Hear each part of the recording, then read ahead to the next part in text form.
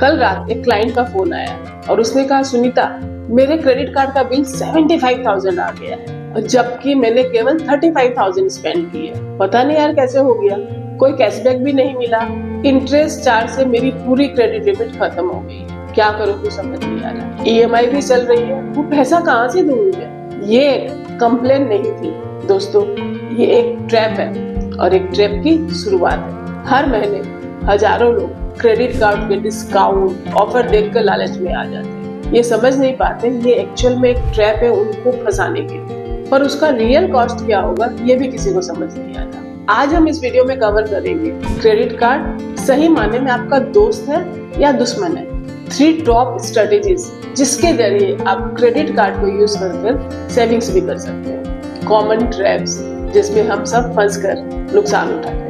Step by step कैसे हम credit card को एक स्मार्ट टूल में कन्वर्ट कर पैसे बचा सकते हैं या पैसे बना भी सकते हैं। नेहा एक यंग प्रोफेशनल, फेस्टिव सीजन में उसने बहुत सारी शॉपिंग करी क्रेडिट कार्ड यूज करके। ज्वेलरी खरीदी 40,000 की, गैजेट खरीदे 30,000 के, क्लॉथ्स लिए 15,000 के, टोटल स्पेंड हुआ 85,000। कैशबैक मिला उसे 1,500 का 1.7%। वो जानते हो इंटरेस्ट कितना लगा?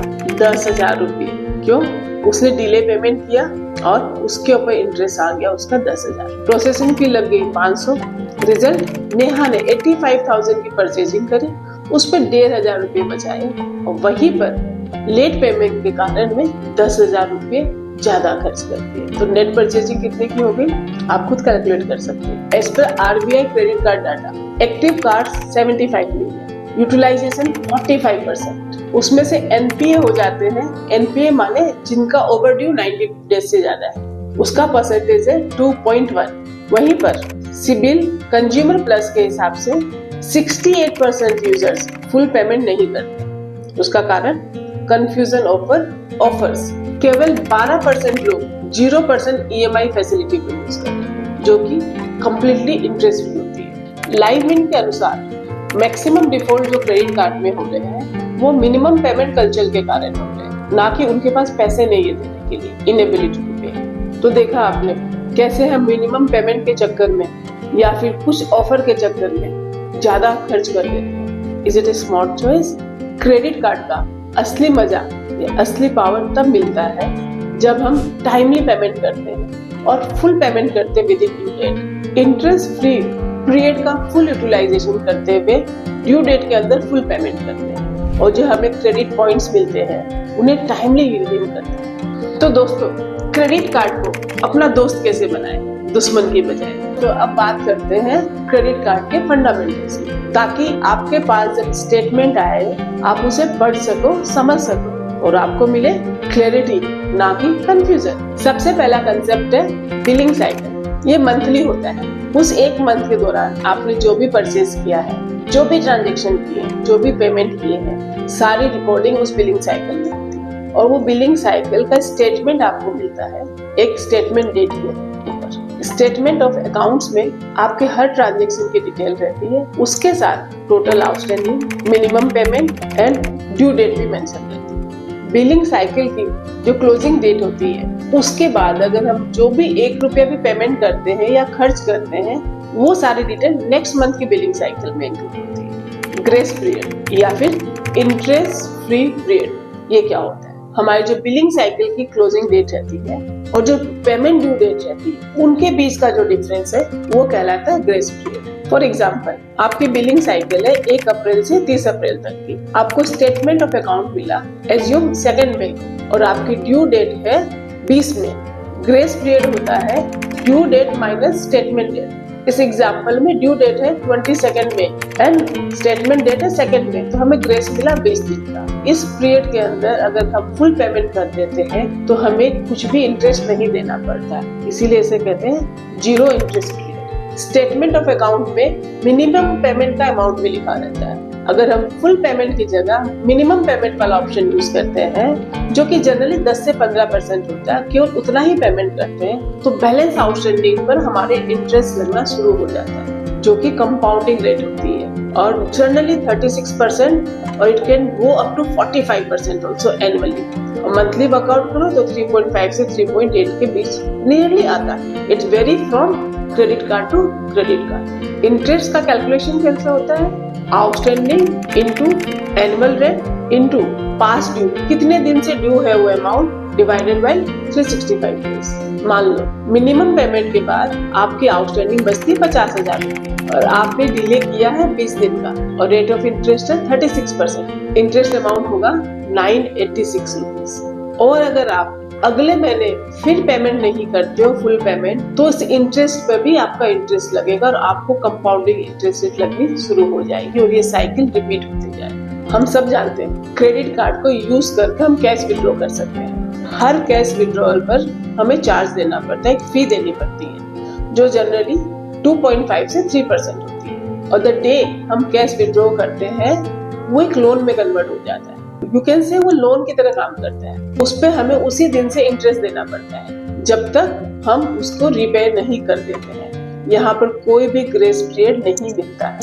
वो इंटरेस्ट रेट डेली भी कंपाउंड हो सकती है जो कि यूजली 3.5 से 4% तक मंथली होती है।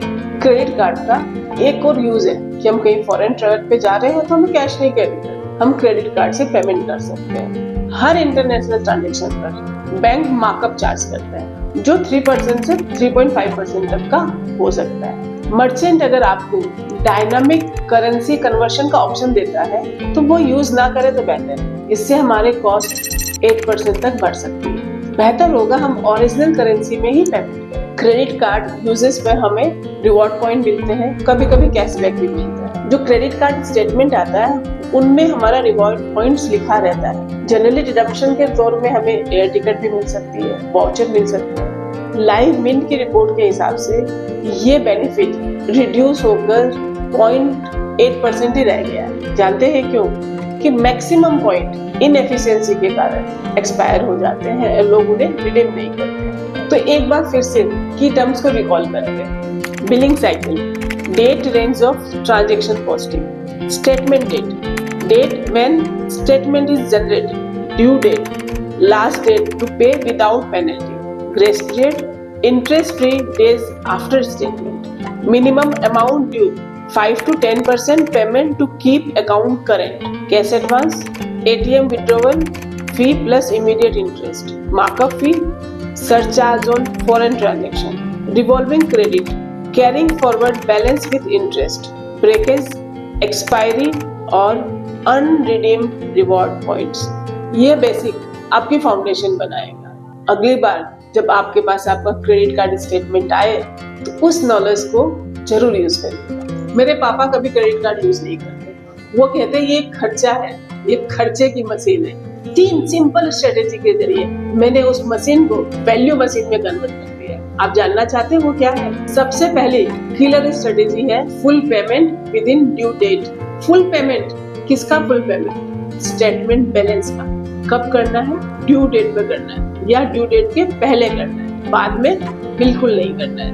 अब मेरे पापा 70 साल के, उन्हें याद ही नहीं रहता, वो हमेशा मिस कर जाते। तो मैंने क्या किया, उनके बैंक में ऑटो पेमेंट डाल दिया, स्टेटमेंट डेट प्लस 1 डे। आप चाहे तो ड्यू डेट -2 डेज भी डाल सकते हैं ताकि आप maximum period, interest free period use कर सकें। उनके मोबाइल में अलार्म लगा दिए, उनका जो ऐप है उनमें अलार्म्स लगा दिए जहाँ से उन्हें रिमाइंडर मिल जाते हैं। रिमाइंडर तो लगा दिया, ऑटो पे भी कर दिया, लेकिन बैंक में बैलेंस ही नहीं है। तो वीकली बैलेंस रिव्यू करना भी हमने उनको सिखा दिया। तो वो हर वीकली अपना बैलेंस रिव्यू करते हैं, वो चेक करते हैं कि उसमें बैलेंस है कि नहीं, जो उन्हें नेक्स्ट मंथ में या नेक्स्ट वीक में पेमेंट करना है ताकि कोई डिफॉल्ट नहीं है। सबसे बड़ी सावधानी क्या रखनी है यहाँ पर कि मिनिमम पेमेंट के ट्रैप में नहीं फंसना है। मैक्सिमम 68% लोग इसी ट्रैप में फंसकर अपना पैसा गंवा रहे हैं और ज्यादा इंटरेस्ट पे कर रहे हैं। ये तीनों स्ट्रेटेजी अपनाकर आप 0 इंटरेस्ट पे कर क्रेडिट कार्ड को यूज कर सकते हैं और उसकी जो वैल्यू है उसके मजे ले सकते हैं। तो पहली स्ट्रेटेजी हुई pay in full, don't be a fool. हर क्रेडिट कार्ड पर हमें कुछ न कुछ रिवॉर्ड पॉइंट्स या कैशबैक मिलते हैं। हर कार्ड पर हो सकती है कैटेगरी डिफरेंट हो जहाँ पे हमें मैक्सिमम रिवॉर्ड मिलते हैं। लाइक किसी कार्ड पर ग्रोसरी पेमेंट पे रिवॉर्ड होगा, किसी कार्ड पर हमें ज्यादा रिवॉर्ड अप्लायंसेस खरीदने पे मिल रहे होंगे, कहीं पर पेट्रोल खरीदने पे हमें कुछ डिस्काउंट मिल रहा होगा। उसके लिए स्पेसिफिक कार्ड भी हो सकते हैं, फ्यूल कार्ड। हमें ट्रैक करना है कि किस कार्ड पर कहाँ पर मैक्सिमम रिवॉर्ड मिल रहा है। और एक और क्या चीज ट्रैक करनी, हमें अपनी स्पेंडिंग ट्रैक करनी है कि हम किस कैटेगरी पर ज्यादा खर्च कर रहे हैं और उसका पेमेंट हमें उसी कार्ड से करना है जहां पर हमें सबसे ज्यादा रिवॉर्ड मिल रहे हैं उस कैटेगरी। ये जो रिवॉर्ड सिस्टम है ये स्टैटिक नहीं है, ये मंथली स्कीम में भी ऑफर में आते हैं और मूव करते रहते हैं। किसी मंथ में किसी कार्ड पे एक कैटेगरी में मिल रहा तो किसी महीने में दूसरे कार्ड ने दूसरे कैटेगरी पे कुछ अनाउंस किया है। तो हमें कार्ड रोटेट करते हुए यूज करना चाहिए। इसका एक बेनिफिट और है, हम हर कार्ड का रिवॉर्ड पॉइंट का बेनिफिट ले सकते हैं। सो हम जो अलाइनमेंट करते हैं कार्ड के फीचर के साथ, फॉर एग्जांपल ग्रोसरी पर SBI कार्ड पे बेनिफिट मिल रहा है तो इलेक्ट्रॉनिक अप्लायंस पर HDFC कार्ड पे मिल रहा है। मान लीजिए महीने में 10,000 की ग्रोसरी हम SBI के कार्ड के थ्रू परचेज कर रहे हैं तो 3% का हमें बेनिफिट हो जाएगा। कितना रुपया होगा? 300 रुपया।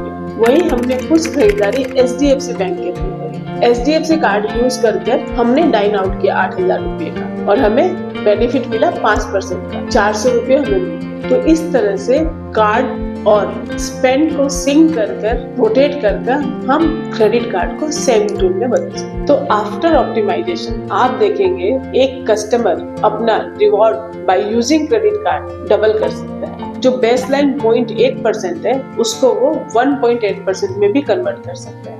ज्यादा खरीदो, ज्यादा बचाओ। Large spends like on appliances, gadget, mobile phone, इन सब के लिए 0 EMI ऑप्शन है, वही चूज करें। प्रोसेसिंग फी लग सकती है जो कि 2 से 3% होती है, which is much less than the personal loan जिनका रेट ऑफ इंटरेस्ट 15 से 18% होता है। तो चेक करें किस क्रेडिट कार्ड पर, कहां पर, किस प्रोडक्ट पर 0 EMI फैसिलिटी अवेलेबल। उतने पीरियड की फैसिलिटी दीजिए जिस पर इंटरेस्ट फ्री हो, वो फैसिलिटी यूज करिए। उनकी प्रोसेसिंग फी क्या है, क्या रेट ऑफ चार्ज है उसमें, उसको चेक करें। उसके बाद में उसे यूज करने के बाद में EMI का ऑटो पे कॉन्फ़िगर करना ना भूलें। लो EMI कॉस्ट स्कीम्स में कई सारे छुपे हुए चार्जेस हो सकते हैं जो कभी कभी 10% तक चले जाते हैं, तो उन तरह की स्कीम से प्लीज बचिए। तो अगर हम फुल पेमेंट डिसिप्लिन को अपनाते हैं और 18% इंटरेस्ट सेव करते हैं, कैटेगरी ऑप्टिमाइजेशन करते हैं और मान लेते हैं 1 से 3% इंक्रीमेंटल कैशबैक हमें मिलता है, 0 कॉस्ट EMI फैसिलिटी यूज करते हैं और 4 से 6% इफेक्टिव सेविंग कर लेते हैं इन कंपैरिजन टू पर्सनल, तो इन टोटल हम कितनी सेविंग कर रहे हैं? जस्ट कंसीडर, खर्चा है हमारा एस्टिमेटेड 6 लाख, तो इंटरेस्ट सेव हम उस पे करेंगे 1,08,000, कैशबैक हमें मिलेगा 12,000, EMI फी सेविंग्स हो जाएगी 4,500, तो टोटल सेविंग कितने की हुई? 1,24,500 आपने बचा लिया। तो बन गया ना क्रेडिट कार्ड, जो खर्चे की दुकान थी वहां से हमारा सेविंग्स का बचत।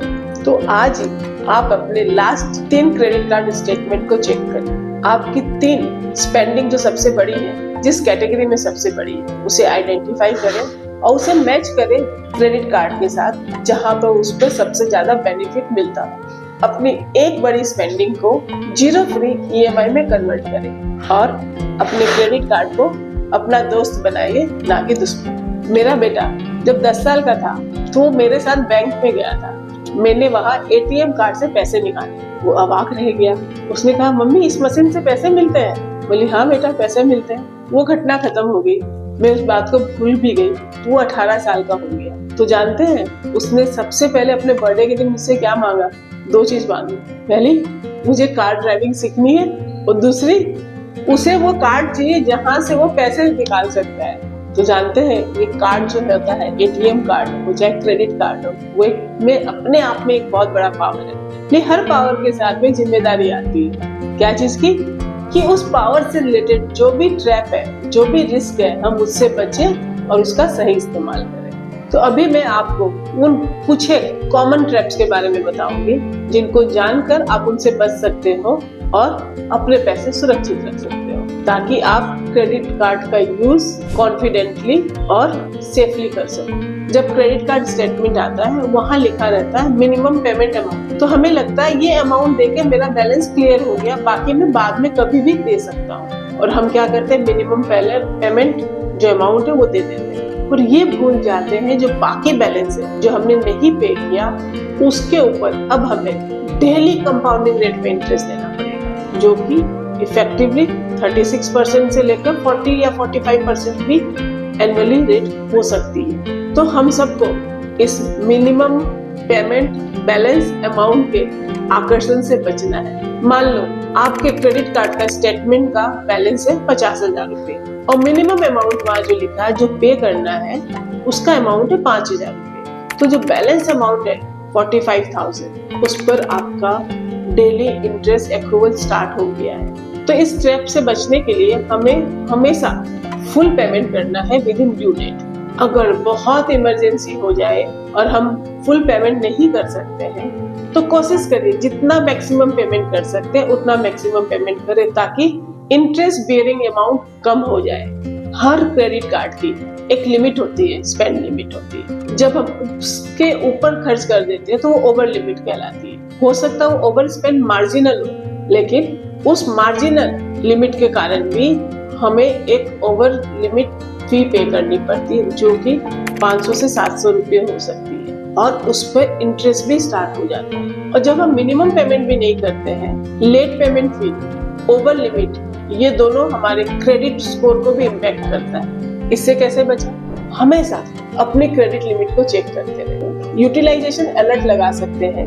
SMS में भी हमें बैलेंस अवेलेबल लिमिट पता चलती है, उसे हम देख सकते हैं। अगर कोई कार्ड हम नहीं यूज कर रहे हैं तो उसे बंद करा सकते हैं। और अगर हम इम्पल्सिव बाइंग के शिकार हैं तो हम अपनी क्रेडिट लिमिट को कम करा सकते हैं। पहली बार अगर चार्ज लगा हो तो आप बैंक को रिक्वेस्ट कर सकते हैं और वेवर की मांग कर सकते हैं। जैसे मैंने पहले भी बताया है, लाइव विंड की रिपोर्ट के अनुसार ओनली 0.8% लोग बेनिफिट ले पाते हैं रिवॉर्ड्स के, कारण एक्सपायर हो जाते हैं, यूज ही नहीं करते। इसके अलावा मोस्ट ऑफ द कार्ड्स में रिवॉर्ड पॉइंट्स के कैप होते हैं, वो कैपिंग होती है वहाँ पर, जो कैपिंग ओवरऑल कार्ड बेसिस पे भी हो सकती है, कैटेगरी वाइज स्पेंड पर भी हो सकती है। हम उन्हें गौर नहीं करते हैं, उन पर ध्यान नहीं देते हैं और हम अपने क्रेडिट पॉइंट मिस कर जाते हैं। तो ये 2 पॉइंट कि हमारे क्रेडिट पॉइंट एक्सपायर न हो, उन्हें हम कन्वर्ट कर सकते हैं स्टेटमेंट क्रेडिट में, माइलेज में या वाउचर्स में। और जो रिवॉर्ड पॉइंट की जो कैपिंग है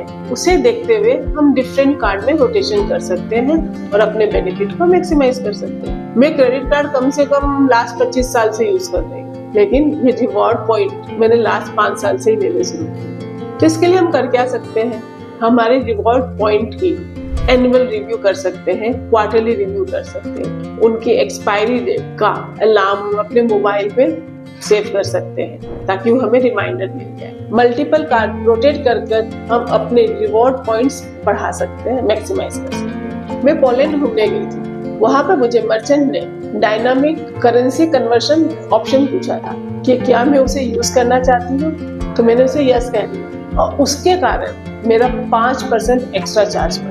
तो दोस्तों, इस ऑप्शन को न यूज करें और बेहतर होगा आप जो ओरिजिनल करेंसी है उसी में अपना सारा ट्रांजैक्शन, अगर पॉसिबल हो हमेशा प्रीपेड फॉरेक्स कार्ड साथ में लेके जाएं, क्योंकि उसमें no DCC, no locked in rates.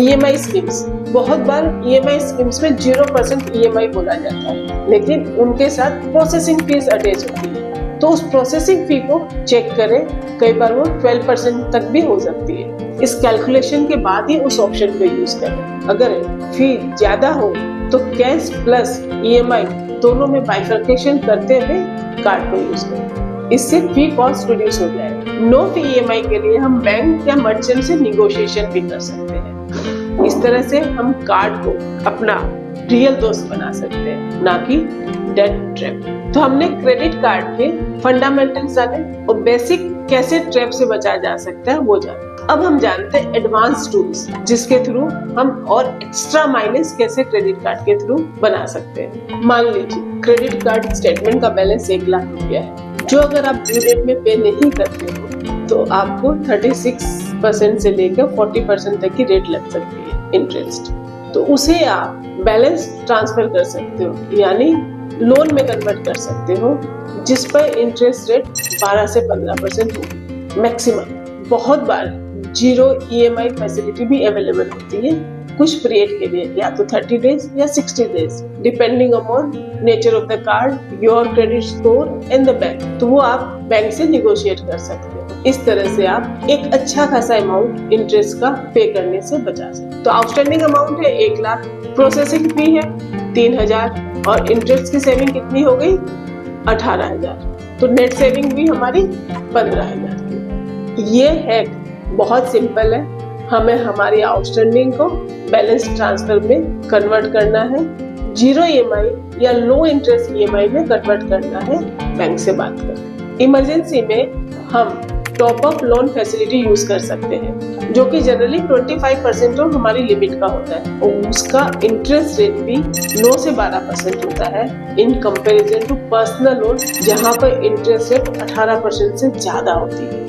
Bank app में जाकर अपनी एलिजिबिलिटी चेक करिए, स्लैब वाइज क्या इंटरेस्ट रेट है वो देख ले, और बहुत इमरजेंसी लाइक मेडिकल इमरजेंसी तभी इस फैसिलिटी को यूज करें। टॉप अप का रीपेमेंट लिमिटेड पीरियड में शेड्यूल करें ताकि जीरो EMI या लो EMI रेट पर आपको वो फैसिलिटी मिल सके। आपका क्रेडिट यूटिलाइजेशन मिक्स भी आपके क्रेडिट स्कोर को इम्पैक्ट करता है, तो ट्राई करिए कि 2 से 3 क्रेडिट मिक्स हम यूज करें, जैसे कार्ड, लोन, EMI, ताकि हम अपने स्कोर में बेहतरी ला सकें।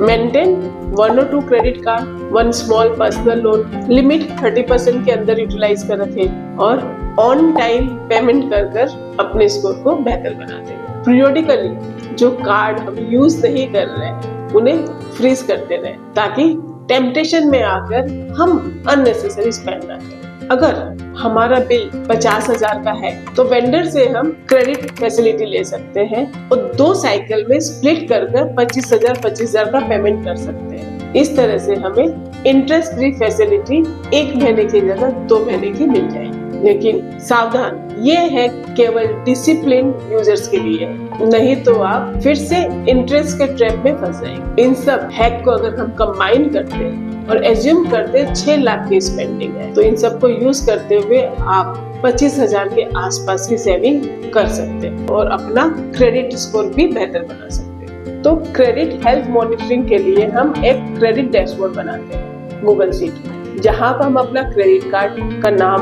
उसकी लिमिट, कितनी लिमिट हमने यूटिलाइज कर ली है, उसकी ड्यू डेट क्या है, उसके बैलेंस आउटस्टैंडिंग क्या है, क्या रिवार्ड पॉइंट्स हमें मिल गए हैं, उसके अलावा कोई और इन्फॉर्मेशन आप ट्रैक करना चाहे तो वो भी ऐड कर सकते हैं। तो इसका एक फॉर्मेट मैंने सैंपल में यहाँ गूगल शीट में दिया है, आप चाहो तो सेम फॉलो कर सकते हो, चाहो तो अपने हिसाब से उसे एडिट कर सकते हैं। हम अलर्ट्स एंड रिमाइंडर लगा सकते हैं, कैलेंडर में अलर्ट लगा सकते हैं, स्टेटमेंट प्लस 1 डे का, ड्यू डेट -3 डेज का, ऑटोमेटेड पेमेंट लिंक भी हम सेट कर सकते हैं। वहीं पर हम व्हाट्सएप या फिनटेक ऐप के थ्रू भी अलर्ट एंड रिमाइंडर सेट कर सकते हैं। ये अलर्ट एंड रिमाइंडर हमें फैसिलिटेट करेंगे कि हम पेमेंट करने में लेट ना करें। अगर हमारी EMI ड्यू है तो वो भी हमारी ड्यू डेट के अंदर पे हो जाए, ताकि लेट फी, पेनल्टी, इंटरेस्ट, ये सब चार्जेस से हम बच सके।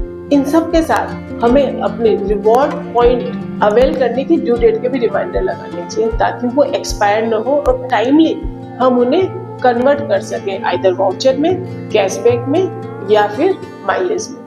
मंथली रिकंसिलेशन, हर महीने हमें credit card statement PDF format में मिलता है, हम उसे डाउनलोड कर हमारे क्रेडिट कार्ड डैशबोर्ड से मैच कर सकते हैं, रिकंसाइल कर सकते हैं। अगर कोई ट्रांजैक्शन अनरिकॉग्नाइज्ड है जो हमारे डैशबोर्ड से नहीं मिल रहा है, तो हम उसे स्क्रूटनी कर बैंक से भी बात कर सकते हैं और पता कर सकते हैं उसका नेचर क्या है, और उससे रिलेटेड कोई डिस्प्यूट हो तो टाइमली हम बैंक को इन्फॉर्म कर सकते हैं। कोई बड़ा खर्च हुआ है और हमें पेमेंट करने की ड्यू डेट में डिफिकल्टी आने वाली है, तो हम एडवांस में उसे EMI लोन में कन्वर्ट कर सकते हैं, ताकि एक्स्ट्रा चार्ज 30% रेट का हायर रेट ऑफ इंटरेस्ट हमें पे करना है। इस रिकंसिलेशन से हम अनऑर्गेनाइज्ड, अनऑथराइज्ड, अनरिकॉग्नाइज्ड हर तरह के ट्रांजैक्शन को आइडेंटिफाई कर सकते हैं और टाइमली एक्शन ले सकते हैं। वहीं पर अगर हम ओवर स्पेंडिंग कर रहे हैं तो वो भी हमें पता चले। हर 3 महीने पर हम अपनी फ्री क्रेडिट रिपोर्ट सिबिल से, इक्विफैक्स से डाउनलोड कर सकते हैं और वहाँ पर जो स्कोर एलिमेंट है, payment history, utilisation, credit age and mix and inquiries, उनको रिव्यू कर सकते हैं और अपने क्रेडिट कार्ड का स्कोर अगर लेस देन 750 है तो उसके रीजन को एनालाइज करेंगे, जैसे लेट फी पेमेंट है, डिले पेमेंट है, ओवर यूटिलाइजेशन है, और उसमें सुधार लाकर अपने क्रेडिट स्कोर को बेहतर बना सकते हैं। ये एक्शन जरूर लीजिएगा ताकि आपका क्रेडिट स्कोर में कहीं कोई गैप है तो आप टाइमली और क्विकली एक्शन लेकर उसे रेक्टिफाई कर सकते हैं। क्रेडिट स्कोर में अगर कहीं पर आपकी गलती नहीं है, बैंक की गलती के कारण आपका स्कोर इम्पैक्ट किया है, तो आप बैंक को भी लेटर लिखकर उसे करेक्ट करवा सकते हैं। फॉर एग्जाम्पल मेरे साथ ये हुआ था, मेरे बैंक में बैलेंस था, फिर भी चेक का पेमेंट नहीं किया बैंक ने, सिग्नेचर सही थी, कहीं कोई मेरी एंड से गलती नहीं, उससे मेरी क्रेडिट कार्ड स्कोर इम्पैक्ट कर दिया था। तो I wrote a letter to bank